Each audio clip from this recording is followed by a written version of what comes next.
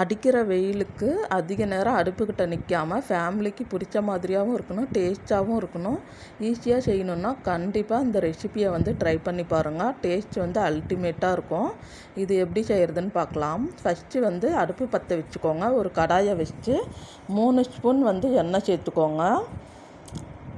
எண்ணெய் காஞ்சதுக்கப்புறமா 1/2 ஸ்பூன் வந்து சோம்பு சேர்த்துட்டு 10 பல் பூண்டை வந்து இடித்து வச்சுருக்கோம், அதையும் சேர்த்துட்டு நல்லா வதக்கி விட்டதுக்கப்புறமா 2 பச்சை மிளகாய், ஒரு கொத்து கருவேப்பிலை சேர்த்துட்டு நல்லா வதக்கி விட்டுட்டு, பூண்டு இருக்கிறதுனால வெங்காயம் தேவையில்லை, ஆனால் சாப்பிடும்போது க்ரன்ச்சியாக வேணும்னா வெங்காயம் சேர்த்துக்கோங்க. லைட்டாக மட்டும் வதக்கிட்டு 2 தக்காளியை வந்து அரைச்சி சேர்த்துருக்கோம். அது கூடவே 1/2 ஸ்பூன் இஞ்சி பூண்டு பேஸ்ட் சேர்த்துட்டு பச்சை வாசனை போகிற அளவுக்கு நல்லா வதக்கி விட்டுக்கோங்க. எண்ணெய் திரிஞ்சதுக்கப்புறமா மஞ்சள் தூள், மிளகாய் தூள், மல்லித்தூள் சேர்த்துட்டு நல்லா வதக்கி விட்டுட்டு தேவையான அளவு உப்பு சேர்த்துக்கோங்க. அடுப்பை சிம்மில் வச்சுட்டு 2 பேர் சாப்பிட்ற அளவுக்கு சாப்பாடு எடுத்து வச்சுருக்கோம், அதையும் சேர்த்துட்டு 1 நிமிஷம் போல் நல்லா வதக்கிட்டு ஃபைனலாக கொத்தமல்லி இலை சேர்த்துக்கோங்க. டேஸ்ட்டு சூப்பராக இருக்கும். கிளறிட்டு இறக்குனீங்கன்னா சூப்பரான பூண்டு தக்காளி சாதம் ரெடி. கண்டிப்பாக ட்ரை பண்ணி பாருங்கள்.